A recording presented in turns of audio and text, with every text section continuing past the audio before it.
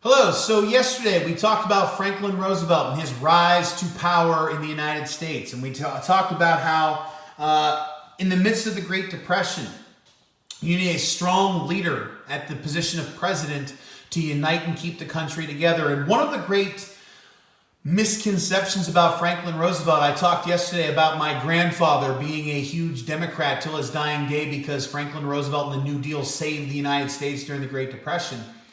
We talked yesterday about the fact that that's a huge misconception. The New Deal did not save the United States from the Great Depression. It didn't rescue the economy and bring things back. It didn't bring jobs and homes and money back to the American people. And in the end, ultimately, if you're looking for something that we can say ended the Great Depression, it would probably be World War II. But what Franklin Roosevelt did accomplish for the American people is he gave them hope with his New Deal programs. He kept the American people together. He kept them working. He kept them going at a time when the United States and the grand experiment of democracy was about to collapse and fall upon itself. And so yesterday we were taking a look at what that looks like, the perception of a president like Franklin Roosevelt doing those things to keep the American people together. In the end, the president's biggest power is the power of persuasion. A popular president can persuade Congress to get things done. He can use his power of persuasion with the people to persuade Congress. If he's popular and the people like him, he can use that popularity to lean on Congress and get things done. And that's what Franklin Roosevelt was able to do. Yesterday, we took a look at who Franklin Roosevelt was as a person. We took a look at how he came from the prominent Roosevelt family, and we discussed how the Roosevelts were not a rags to riches story, but however, at the same time, while Roosevelt came from a prominent family and had a distinguished background as a senator before becoming president of the United States, we also discussed how he had been struck with polio. And the average American knew that Franklin Roosevelt had had polio. They knew that he was handicapped to some degree, but they did not understand the degree to which he was actually handicapped. And we talked about how he was the only president in American history to serve more than 2 terms, and he did the entire thing from a wheelchair. And the average American saw him as a symbol of strength, resilience, and hope during the Depression. And ironically, they never knew that he was in a wheelchair the entire time. Which brings us to today. How do you create the type of coalition that Franklin Roosevelt did to get things accomplished during the Great Depression?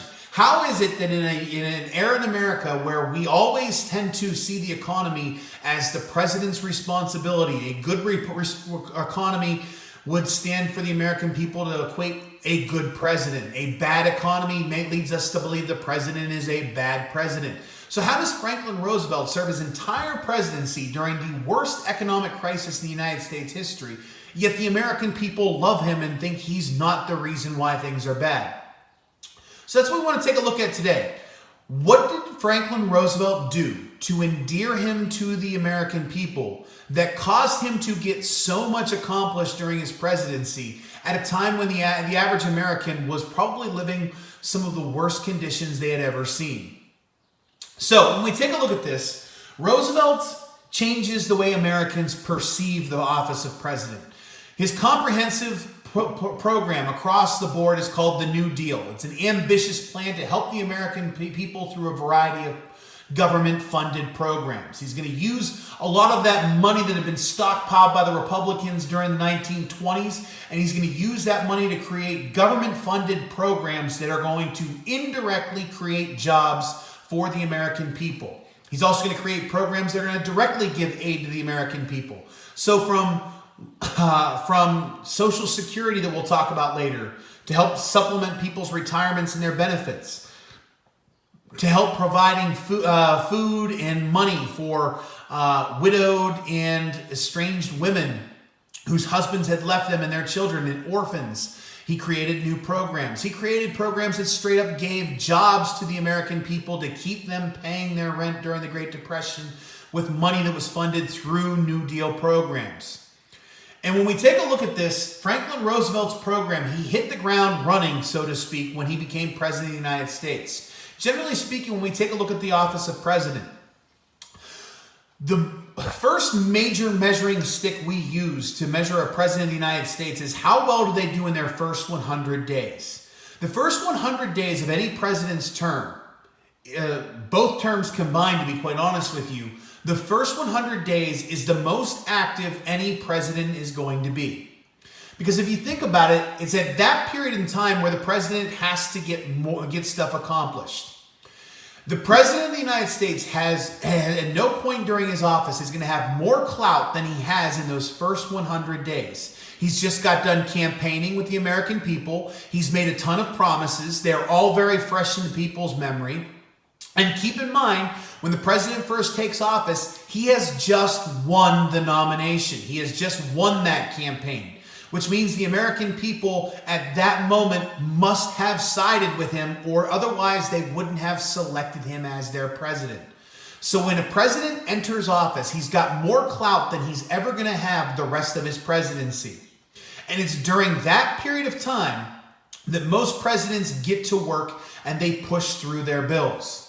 So to put things into perspective, in that first 100 days, the president has to make good on all of the things he promised during his campaign. Otherwise, when he goes to run for re-election in 4 years from now, there's going to be a lot of ammunition against him by his opponents saying, listen, this guy promised this, that, and everything else, and he never delivered, or at least he never even tried to deliver. And so it's during those first 100 days that the president has to make good on all of that goodwill he gained during the campaign to get stuff done. So for example, today when we take a look at this and we say, well, how do you measure those first 100 days? It's very difficult to get a law passed. When you take a look at getting a bill passed into law, if you remember back in 8th grade, whenever you had civics class with Mr. Rosavi or Mrs. Stitt, you guys discussed how the process, you had your mock Congress where you came up with bills and you had to have them push them through committees in the houses versus the Senate and so on and so forth. And independently, each of them had to come up with that. And if you remember correctly, back when you were in civics in 8th grade and you did that activity, you'd come up with over 100 bills, and you'd be lucky if maybe 4 or 5 of them might actually get passed through your mock Congress in 8th grade civics class with Mr. Rosavi. Well, think about how difficult it is to get a bill passed today through the actual Congress. And so to put things into perspective for you, Barack Obama had a very productive first 100 days. He got 2 bills passed through Congress in those first 100 days. We consider that to be a very productive first 100 days. Donald Trump, on the other hand, when we take a look at his presidency, Donald Trump passed a number of executive orders, which the president can sign an executive order without having to ask congressional permission. He did a lot of that. But if you take a look at the first 100 days of Donald Trump's presidency, he didn't get a single bill passed into law. Now, that's not knocking Donald Trump, because a number of presidents find themselves in that situation. It's just, I bring that up only to say it's very difficult to get bills passed into law. So a very productive president would be somebody like Obama, who got maybe 2 bills passed into law during that period of time. The most productive president we've ever seen in those first 100 days is Franklin Roosevelt. He got a whopping 15 bills passed in those first 100 days. So the reason we bring this up is to show you just how productive FDR was and the types of deals he was looking to make with his New Deal programs, just how active he wanted to use the government as an instrument to get the American people out of the Great Depression. Now, the thing is this, we'd like to give Franklin FDR credit for all of these New Deal programs, and over the course of this chapter, the next few days, we're going to take a look at some specific programs and just how genius they were. But the fact is, these weren't all just the brainchild of Franklin Roosevelt. It wasn't just him doing this. In fact, one of the things that demonstrates the genius of Franklin Roosevelt is his ability to find others who could come up with these ideas. We call a lot of these people the brain trust. This is the nickname given to the group of close advisors that Franklin Roosevelt assembled specifically to come up with these programs for the New Deal. And so when we talked about this yesterday, I said the biggest power of a president is the power of persuasion. A popular, powerful, charismatic president can get things accomplished. And so Roosevelt understood his role as president. He was the salesman for the New Deal. His job was to sell it to the American people, provide these ideas to the American people in such a way that it seemed plausible, realistic, and something that could help them. And then he would use that popularity, that support of the American people, to cram these New Deal programs through Congress. Most of these ideas were actually the ideas of the Brain Trust. And Roosevelt, as soon as he became president, went to Columbia, went to Harvard, went to the Ivy League, Princeton, the Ivy League universities, and he found their professors of economics, their professors of agriculture, their professors of business and management, and he found all these people and said, you are the smartest people in this country. You are the experts on all of these departments. Let's take your ideas, let's put them into use, and let's find programs that are going to solve the Great Depression. And so the Brain Trust, these weren't people who were official members of his cabinet. These were people who were brilliant experts in multiple areas, multiple different facets of Americans' economy that were coming up with these programs. And each of these New Deal programs were designed to solve 3 or 4 problems with one program.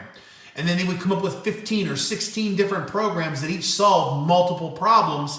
And this is how they would attack the Great Depression almost with a shotgun blast, throwing multiple programs with multiple ideas out there, and Franklin Roosevelt being the salesman, the pitch guy for all of these programs to the American people. Once the New Deal programs were created by the Brain Trust, he sold them to the American people, and then when he had the American people support it, he then pushed it through Congress. The last thing we're going to take a look at here is, how did Franklin Roosevelt sell these ideas to the American people? Well, he used a weapon that Americans had never seen before, the radio.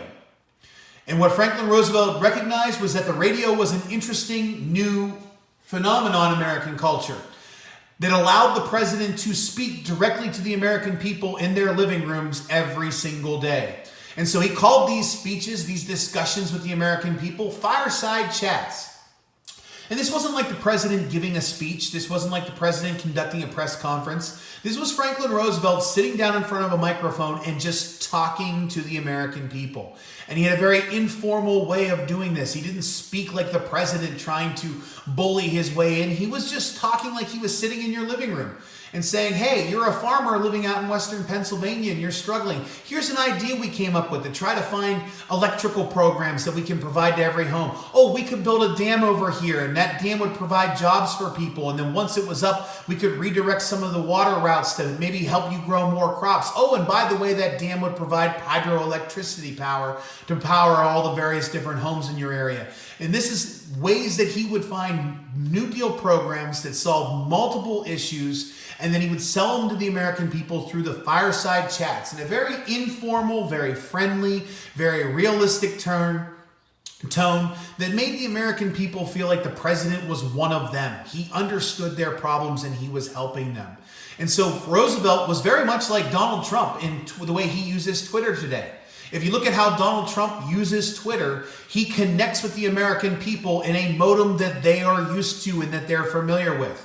He doesn't use big fancy language. He talks like an average American would talk through his Twitter tweets. And when you take a look at how Donald Trump uses Twitter today, it's very similar to how FDR used the radio back then to sell his programs to the American people, gain a coalition of trust, gain a powerful group of people behind them, and then the popular president with that amount of popularity with the people can then push those programs of the Brain Trust, the New Deal programs, through Congress. And like I said, that first 100 days, passing 15 bills, a record in productivity, demonstrates the degree to which Franklin Roosevelt was a powerful president using that coalition to get the New Deal through the Great Depression.